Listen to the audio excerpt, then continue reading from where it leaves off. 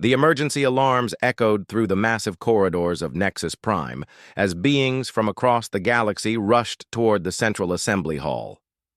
Jake Harrison adjusted his uniform and checked his communication device one more time before entering the observation deck. The human diplomatic team had arrived 3 days ago for simple trade talks, but now found themselves witnessing something far more serious. Ambassador Zephyr of the Altarian Republic stood at the center podium, his crystal-like skin reflecting the nervous energy that filled the enormous chamber. Hundreds of alien representatives took their seats, while emergency lighting cast strange shadows across the curved walls. The air recycling systems worked overtime to accommodate the breathing requirements of dozens of different species. Lisa. Carter sat beside Jake in the human section of the observation area. She had served as Earth's chief negotiator for 5 years and had never seen the council called together with such urgency. The usual formal procedures were being skipped, and security forces from multiple worlds lined the walls with weapons. "Ready. Citizens of the galaxy," Zephyr began, his voice carrying through translation devices to every corner of the hall. "We face a threat unlike any we have encountered in our recorded history. The Krillian Empire has begun a campaign of conquest that threatens the very foundation of civilized space." A collective murmur rose from the assembled delegates. The Krillians had been a minor concern for decades, controlling only a handful of outer rim systems. Jake leaned forward as holographic displays activated throughout the chamber, showing star maps with red indicators spreading like a disease across the galaxy's eastern spiral arm. Speaker Varix, the massive insectoid leader of the council, approached the main display. His forearms gestured at the spreading red zones, while his translated voice filled the chamber with grim details. 17 systems have fallen in 3 months. The Krillian forces show no interest in negotiation, no respect for civilian populations, and no adherence to the laws of warfare that bind our civilized worlds together. Lisa watched the tactical displays with growing concern. The speed of the Krillian advance was impossible by normal galactic standards. Most interstellar conflicts took years to reach such scope, with long periods of negotiation and limited engagement between actual battles. This looked more like a natural disaster than a war. "The Defense Coalition requests immediate authorization for military intervention," announced General Thask of the Unified Defense Fleet. His reptilian features showed none of his species' usual calm as he gestured to the casualty reports scrolling across nearby screens. "We estimate 3 billion sentient lives are at immediate risk if this advance continues." Jake noticed something strange as the debate began. Several delegates kept glancing toward the human observation section with expressions he couldn't identify. The looks weren't hostile exactly, but they carried an unusual weight of concern that seemed separate from the current crisis. Counselor Neth of the Aquatic Alliance rose from her water-filled speaking chamber. Her voice bubbled through the translation system as she addressed the assembly. "Before we proceed with any military authorization, I believe certain observers should be removed from these proceedings. This matter requires discussion of sensitive military capabilities that some present parties should not witness." An uncomfortable silence fell over the chamber. Lisa felt every eye in the room turn toward the human delegation. She looked at Jake, with confusion before standing to address the council. "Ambassador Carter of Earth requests clarification. Why would human observers be excluded from discussions of galactic security?" Speaker Varix's compound eyes focused on the human section, while his mandibles clicked nervously. "The nature of this conflict requires consideration of tactics and strategies that may prove disturbing to species unfamiliar with total warfare concepts. It would be inappropriate to burden you with such knowledge." Jake stood beside Lisa, his military training helping him recognize evasion when he heard it. "With respect, Speaker Varix, Earth has experience with military conflicts. We're capable of handling difficult strategic discussions." "That is precisely the concern," interrupted Ambassador Keel of the Silicon Collective. His rocky form shifted as he spoke, pieces of his mineral body grinding together with apparent stress. Your species' approach to conflict resolution is well documented in our classified archives. We believe it would be best if humanity remained uninvolved in this particular crisis. The chamber erupted in nervous chatter as delegates debated in dozens of languages. Lisa felt a chill run down her spine as she began to understand that Earth's military history was somehow relevant to this emergency session. She had always been told that humanity's integration into galactic society had been remarkably smooth, with only minor conflicts during the early contact period. "I must insist on an explanation," Lisa announced, her voice cutting through the alien conversations. "If Earth's military capabilities are relevant to this discussion, then excluding us serves no purpose. We're already aware of our own history." Speaker. Varix exchanged glances with several other council leaders before responding. "Very well, Ambassador Carter, but understand that what you learn here today may change your species' relationship with the galactic community forever. Are you certain you wish to proceed?" Jake stepped forward without hesitation. "Earth stands ready to assist with any threat to galactic peace. We've been members of this community for 50 years, and we've earned the right to participate in its defense." The speaker's mandibles clicked one final time before he gestured to the archive systems. "Then let the records be opened. But remember, some knowledge cannot be forgotten once it is gained." The massive holographic projector at the center of the chamber hummed to life as Chief Archivist Quinn activated the classified historical records. Jake Harrison and Lisa Carter watched from the observation deck as three-dimensional star maps filled the space above the assembled delegates, showing events from 50 years in the past. "The incident began as a minor trade dispute," Quinn announced, his elderly voice carrying the weight of decades spent managing galactic records. "The Vorthan Consortium claimed exclusive mining rights to asteroid fields that Earth merchants had been using for routine cargo operations. By all galactic standards, this should have resulted in months of negotiations followed by a compromise settlement." Lisa recognized the sector being displayed. It was near the outer edge of human space, where Earth's early merchant fleets had established their first major trade routes. She remembered reading about the Vorthan conflict in basic history courses, though it had always been described as a successful example of human diplomacy resolving interstellar disputes. The holographic display zoomed in to show the cargo vessel, Liberty's Edge, a standard human merchant ship carrying agricultural supplies between colony worlds. Captain Ben Rodriguez appeared in the historical footage, a middle-aged man with graying hair and calm eyes that showed no hint of what was about to unfold. "The Vorthan pirates attacked without warning," Quinn continued, as the display showed sleek, alien ships surrounding the human vessel. "They disabled the Liberty's Edge and demanded surrender of all cargo plus payment of tribute for future passage through the sector. Captain Rodriguez agreed to their terms and requested safe passage to the nearest station." Jake watched the footage with growing confusion. This matched everything he had learned about the incident in school. Earth's merchant captain had avoided violence, protected his crew, and followed proper protocols for dealing with hostile encounters. Where was the military action that had the Council so concerned? Dr. Helen Brooks, Earth's xenobiologist, leaned forward in her seat as the historical display continued. She had studied interspecies psychology for decades, but had never seen galactic archives of actual human military operations. The Council's obvious nervousness suggested there was more to this story than appeared in Earth's official records. "The pirates released the Liberty's Edge as promised," Quinn said, his voice taking on an ominous tone. "They assumed the incident was concluded according to normal galactic patterns. Most species would have reported the attack to appropriate authorities and waited for diplomatic channels to address the problem through proper legal procedures."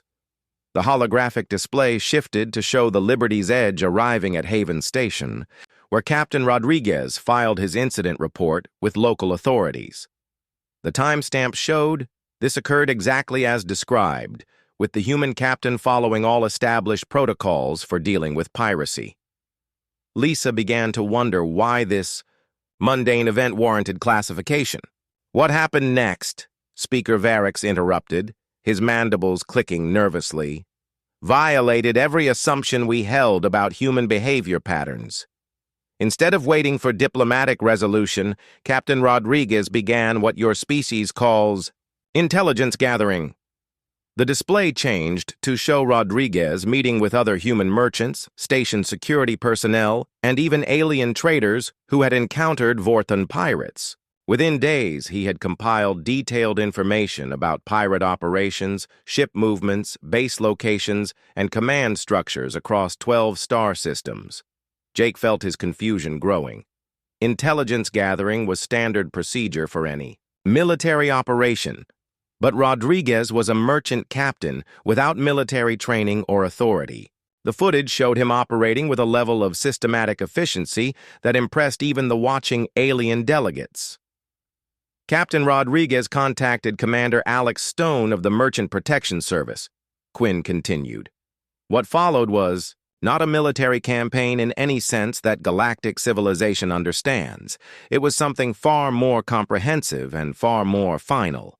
The holographic display expanded to show the entire sector as human ships began moving in coordinated patterns. Unlike the massive fleets that other species deployed for anti-piracy operations, the humans used small groups of vessels that seemed to appear and disappear throughout the region without any obvious central command.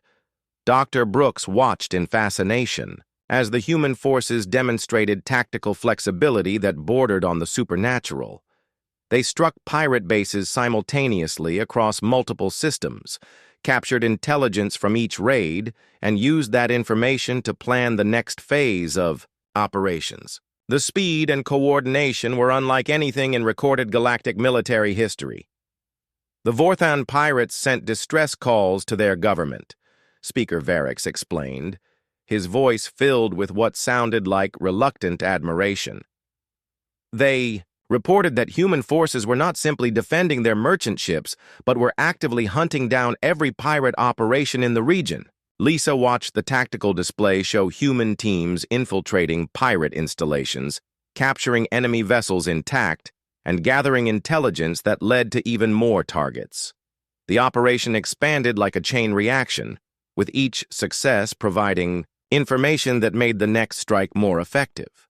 Commander Stone's forces never engaged in the type of fleet battles that characterize normal military conflicts, Quinn noted. Instead, they systematically dismantled the pirate network piece by piece until nothing remained. When the Vorthon government attempted to negotiate a ceasefire, they discovered they no longer had any pirate forces left to protect. The final phase of the operation showed human teams destroying empty pirate bases, confiscating stolen goods for return to their original owners, and establishing monitoring stations to prevent future criminal activity. The thoroughness was absolute, and the results permanent. The Vorthon Consortium formally apologized to Earth and agreed to recognize human mining rights in the disputed sector, Speaker Varix concluded. But the incident created classified reports that have shaped galactic policy toward humanity ever since. Jake stared at the historical display as it faded back to normal lighting. The operation he had just witnessed was unlike anything taught in human military academies. It demonstrated capabilities that went far beyond simple conflict resolution and entered the realm of complete strategic dominance. "This is why we fear human involvement in the current crisis," Counselor Neth announced from her aquatic chamber. "Your species does not simply win conflicts. You eliminate them entirely. The question before us now is whether such methods are appropriate for dealing with the Krillian threat." Lisa felt the weight of every alien gaze in the chamber as the true scope of the Council's dilemma became clear. They faced an enemy that conventional forces could not defeat, but the only alternative was asking for help from a species whose methods they found terrifying. General Thask stepped forward to the central holographic display, his reptilian features grim as he activated the current battle reports from the war zone. The chamber fell silent as images of devastation filled the space above the assembled delegates, showing the true scope of the Krillian threat that had prompted this emergency session. The Krillian Empire emerged from the Outer Rim 3 months ago under the leadership of War Master Grimm, Thask announced, his translated voice carrying undertones of defeat that chilled the watching aliens. Their initial attacks appeared to be standard territorial expansion until we observed their tactical methods. Captain Mike Torres of the patrol ship Guardian watched from the military observer section as footage from the first attacked colonies played across the display. The images showed cities burning and civilian populations fleeing in panic, but something about the destruction patterns seemed deliberately calculated rather than random. The holographic display shifted to show tactical analyses of Krillian battle methods. Unlike the conventional warfare practiced by galactic civilization, which focused on military targets and minimized civilian casualties, the Krillian forces specifically targeted non-combatants to break planetary morale. They begin each invasion by poisoning water supplies and destroying food distribution centers, General Thask continued, highlighting the relevant sections of the tactical breakdown. This forces defending forces to divert resources from military operations to humanitarian relief, weakening overall defensive capabilities. Ambassador Lisa Carter studied the battle reports with growing horror. The Krillian tactics violated every principle of civilized warfare that governed conflicts between galactic species. They used captured civilians as living shields during ground operations and broadcast torture sessions to demoralize remaining defenders. Danny Murphy, Earth's intelligence analyst, reviewed the psychological warfare reports that accompanied each Krillian victory. The alien forces had studied galactic military doctrine extensively and designed their tactics specifically to exploit the moral limitations that prevented most species from responding effectively. The Defense Coalition has deployed our finest fleets to stop the Krillian advance, Thask admitted, his voice heavy with frustration. We have superior technology, equal numbers, and the support of the entire galactic community. Yet we have lost every major engagement because our tactical doctrine cannot adapt to an enemy that ignores all rules of engagement.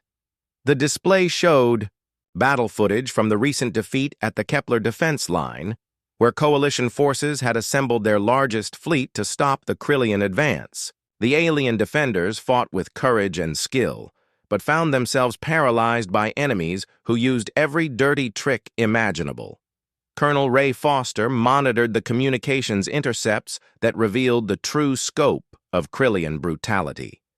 Their forces had developed weapons specifically designed to cause maximum suffering rather than quick death, turning each battlefield into a psychological weapon against future defenders.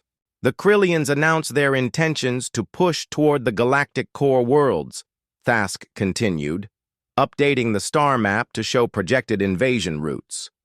Intelligence estimates indicate they will reach major population centers within 6 months if current advance rates continue.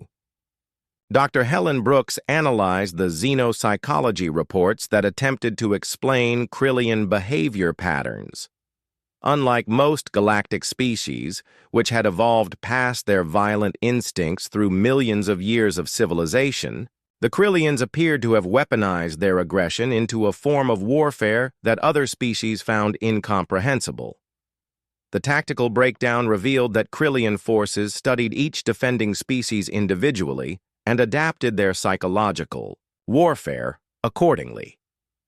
They knew exactly which atrocities would break the morale of insectoid defenders versus aquatic species versus crystalline beings, customizing their brutality for maximum effect. 3 billion sentient lives hang in the balance, General Thask announced as casualty projections filled the display. Every conventional strategy has failed because we cannot bring ourselves to fight at their level of savagery. Captain Torres received updated intelligence reports showing that Krillian advance scouts had been detected only 3 systems from the first core world. Time was running out, and the psychological impact of their approach was already causing panic throughout civilized space. The communication logs showed desperate pleas for help from colony worlds in the path of the invasion. Entire planetary populations were evacuating toward the galactic center, creating a refugee crisis that strained the resources of every member species. "The Krillian War Master has sent a message to the Galactic Council," Thask announced, activating a new section of the display. "He offers terms for surrender that amount to the complete subjugation of galactic civilization under Krillian rule." The HFY message from War Master Grimm played across the chamber, showing a massive alien figure whose scarred features radiated cruel intelligence. His demands included the dismantling of all galactic defenses, the tribute of resources from every member world, and the right to enslave populations for Krillian industrial needs. Danny Murphy cross-referenced the Krillian message with historical precedents and found no examples of any species surviving such terms. The alien conquerors had no interest in coexistence or negotiation, only in the complete domination of galactic civilization. Our psychological warfare specialists report that Krillian tactics are specifically designed to break the spirit of civilized defenders, Thask continued. They have turned warfare itself into a weapon that makes resistance seem hopeless. The battle reports showed how Krillian forces had learned to exploit the moral codes that governed galactic military behavior. When coalition forces attempted to rescue civilian hostages, they were led into ambushes. When they tried to minimize collateral damage, they were outmaneuvered by enemies who had no such concerns. Colonel Foster analyzed communication intercepts that revealed the true scope of Krillian planning. Their invasion was not a simple conquest, but a carefully orchestrated campaign to destroy the psychological foundations of galactic civilization itself. "The Coalition Military Command has reached a unanimous conclusion," General Thask announced, his voice filled with reluctance. "Conventional galactic forces cannot stop the Krillian advance because our tactical limitations prevent us from fighting effectively against an enemy that recognizes no boundaries." The chamber erupted in desperate discussions as delegates realized the full implications of the military report. Their greatest fleets had failed, their finest strategies had proven useless, and their enemy was advancing toward the heart of civilized space with unstoppable momentum. Lisa Carter felt the weight of 3 billion lives pressing down on the assembly as the true scope of the crisis became clear. The Galactic Council faced a choice between surrender to an enemy that would destroy everything they had built or asking for help from a species whose methods they feared almost as much as defeat itself. Chief Archivist Quinn approached the secured data terminals with visible reluctance as the Galactic Council prepared to reveal classified information that had shaped their policies toward humanity for 50 years. The massive chamber fell silent, as encryption barriers were removed from files that most delegates had never been allowed to access. "The Great Archive contains complete records of human military interventions since your species joined galactic civilization," Quinn announced, his elderly voice heavy with the weight of secrets about to be revealed. "These files demonstrate why the Council fears human involvement more than we fear losing this war." Admiral Laura Hayes sat in the human observation section, watching with growing confusion as historical records appeared on the holographic displays. She had participated in several of the peacekeeping missions being referenced, but had never understood why they generated such unusual reactions from alien witnesses. The first file showed the liberation of the gentlefolk from Kepler 442, where the peaceful herbivorous species had been enslaved by the draconian syndicate for forced labor in dangerous mining operations. Laura remembered the mission clearly, having served as a tactical coordinator under Commander Rick Barnes. "The Galactic Council debated intervention for 6 months, Quinn explained as the records showed endless diplomatic sessions and committee meetings. Standard protocol required negotiations with the draconian syndicate, economic sanctions, and gradual pressure to secure the release of the enslaved population. Dr. Peter Young, Earth's military psychologist, watched the archive footage with professional interest as it revealed the human approach to the same crisis. Instead of months of debate, Commander Barnes had assembled a strike team within 3 days and launched what he called a surgical intervention. The display showed Barnes and his team infiltrating draconian command centers across multiple worlds simultaneously. Unlike the massive military operations that other species would have launched, the human force consisted of fewer than 200 personnel who moved with precision that bordered on the supernatural. Commander Barnes eliminated every draconian syndicate leader in a single coordinated strike, Quinn continued, his voice filled with what sounded like reluctant admiration. The entire slavery operation collapsed overnight when their command structure simply ceased to exist. General Susan Clark reviewed the tactical analysis that had terrified alien military strategists for decades. The human operation demonstrated capabilities that defied galactic understanding of how military campaigns functioned. Instead of conquering territory or defeating armies, Barnes had simply removed the people who made the slavery system possible. The archive files showed similar patterns across dozens of human interventions. When the Crimson Pirates threatened shipping lanes near Earth space, Captain Scott Wilson didn't deploy patrol fleets or establish checkpoints like other species would have done. Instead, he tracked down every pirate leader and eliminated them in their sleep. Human military doctrine appears to focus on what your strategists call strategic elimination, Quinn explained as more files opened across the display. Where galactic forces seek to defeat enemies in battle, human forces seek to ensure that enemies can never threaten anyone again. Dr. Young studied the psychological profiles that accompanied each operation, noting the disturbing consistency in human tactical thinking. Every mission demonstrated the same approach of identifying key individuals whose removal would collapse entire hostile organizations. The most comprehensive file showed the asteroid belt incident, where human miners had discovered a slave trading operation using captured colony ship passengers for forced labor.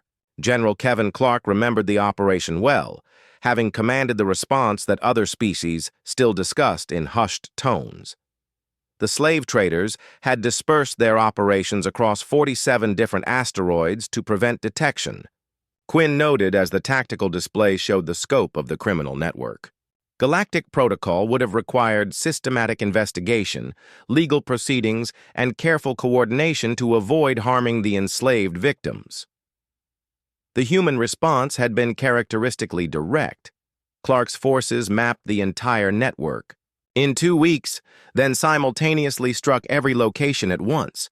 The archive footage showed precision that amazed even hostile observers, with human teams rescuing victims while eliminating captors with surgical efficiency. The entire slave trading network was dismantled in 6 hours, Quinn announced. Not defeated or disrupted, but completely eliminated. Every trader, every guard, every administrator involved in the operation was either captured or killed. The criminal organization simply stopped existing. Admiral Hayes watched the psychological analysis reports that followed each human operation, noting the consistent alien reaction of fear mixed with gratitude. Species that benefited from human intervention were always grateful for the results, but disturbed by the methods used to achieve them.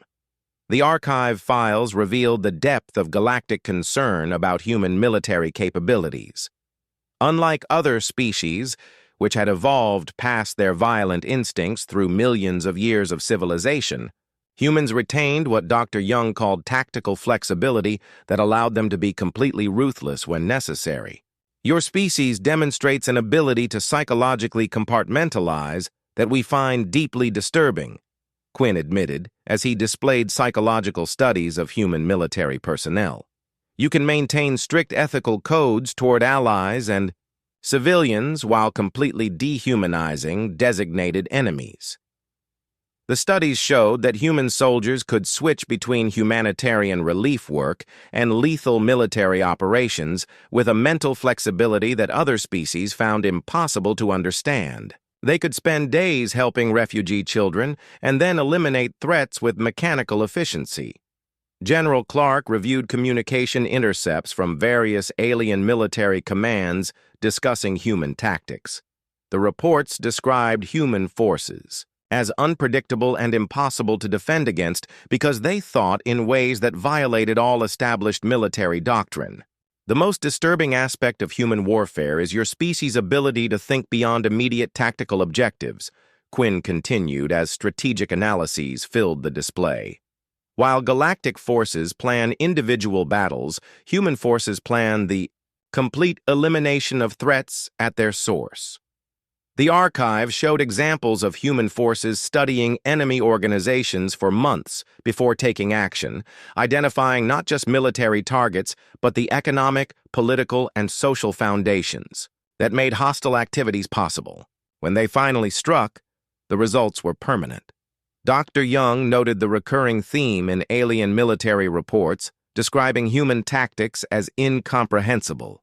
Species that had evolved sophisticated military traditions found themselves unable to predict or counter human strategies because they operated from completely different psychological foundations. The Galactic Council has classified human military capabilities as a strategic threat requiring constant monitoring, Quinn revealed as the final files opened. Not because we fear attack from Earth, but because we fear the implications of warfare, conducted without the moral limitations that govern civilized conflict. The chamber fell into uncomfortable silence as the full scope of human military reputation became clear to the watching delegates. They faced enemies who threatened the destruction of galactic civilization, but their potential saviors might be even more dangerous in the long term. Emergency klaxons echoed through Nexus Prime as the latest battle reports arrived from the war zone, showing Krillian forces advancing faster than any previous projections had predicted. Captain Tom Franklin's reconnaissance ship had barely escaped the outer defensive perimeter with confirmation that conventional galactic forces could no longer slow the enemy advance.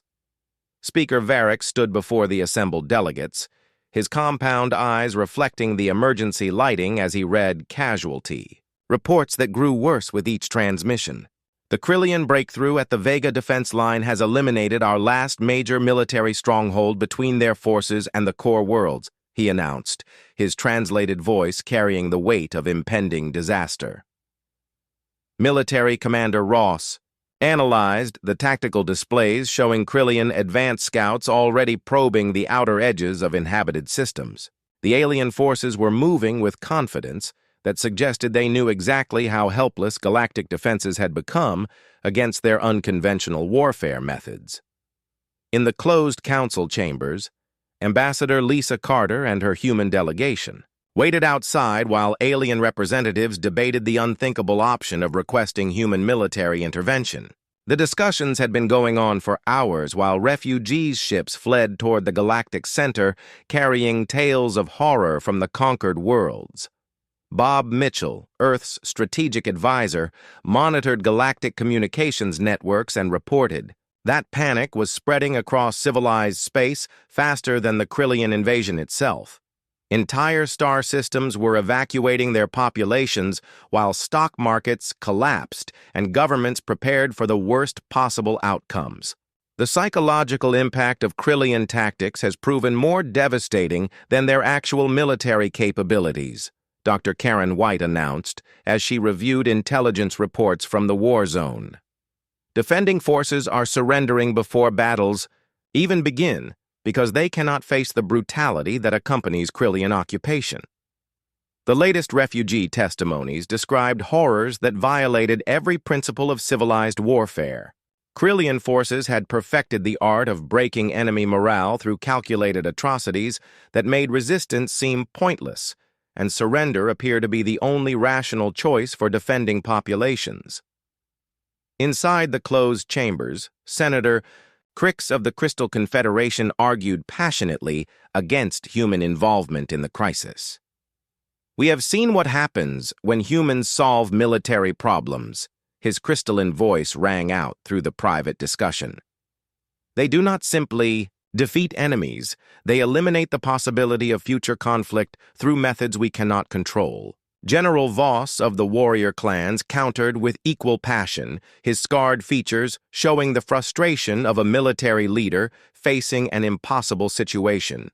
3 billion lives hang in the balance while we debate the morality of effective tactics. The Krillians will not be stopped by conventional warfare, and our principles mean nothing if everyone is dead.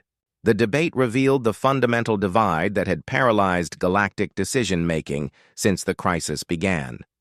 Half the council members feared Krillian conquest less than they feared the implications of human military intervention, while the other half believed that survival trumped all other considerations. Captain Franklin transmitted updated reconnaissance data showing Krillian forces establishing forward bases within 3 systems of major population centers.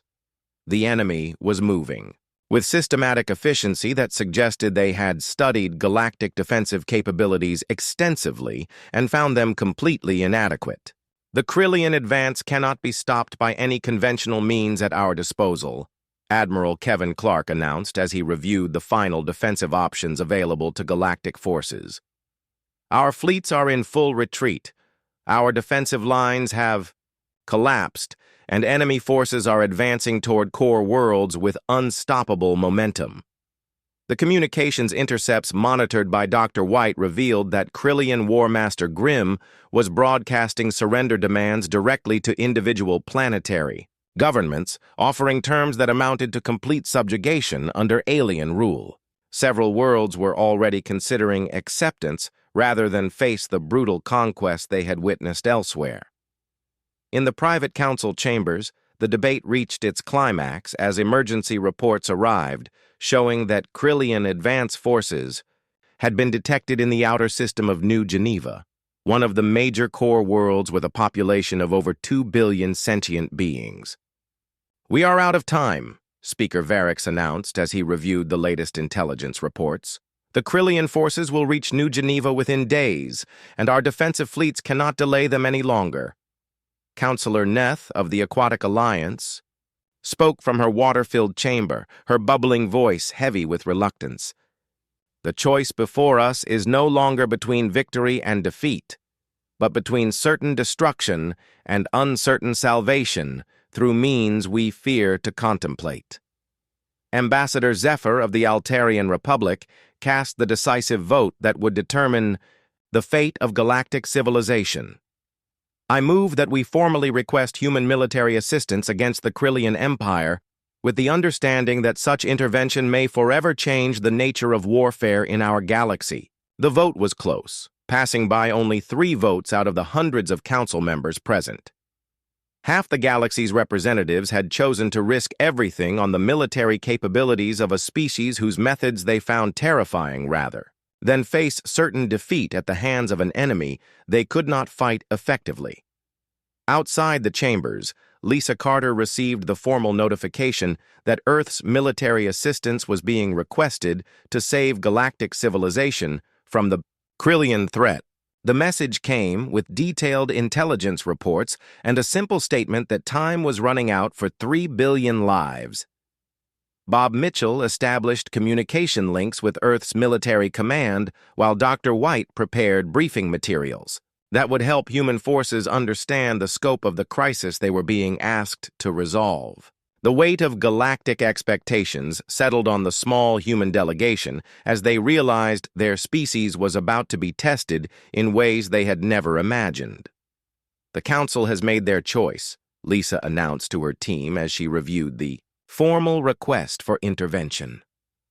"Now we need to hope that Earth's response proves their faith was justified rather than their fears." The emergency session concluded with Speaker Varix issuing evacuation orders for all non-essential personnel from Nexus Prime, while the galaxy waited to see whether humanity would save them or prove that some cures were worse than the diseases they were meant to treat. The formal request for military assistance reached Earth's command structure within hours of the Galactic Council's desperate vote, transmitted through emergency channels that bypassed normal diplomatic protocols. General Chris Johnson stood in the war room at Earth Military Command, reviewing intelligence reports that painted a picture of impending galactic catastrophe. "The situation is worse than their initial reports indicated," Johnson announced to his assembled staff as tactical. Displays showed the true scope of Krillian territorial gains. "Conventional galactic forces have collapsed completely. and enemy advance units are already within striking distance of core worlds containing billions of civilians.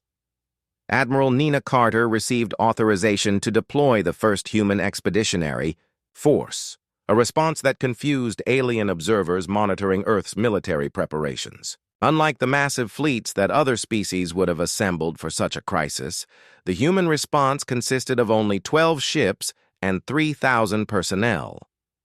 The disparity between the scale of the threat and the size of the human response prompted urgent communications from galactic military observers. General Voss of the warrior clans sent encrypted messages questioning whether Earth fully understood the magnitude of the crisis they were being asked to resolve. The galaxy expects us to deploy conventional forces and fight conventional battles, Colonel Nina Davis explained as she reviewed tactical options with her command staff. They want us to save them using methods they can understand and control.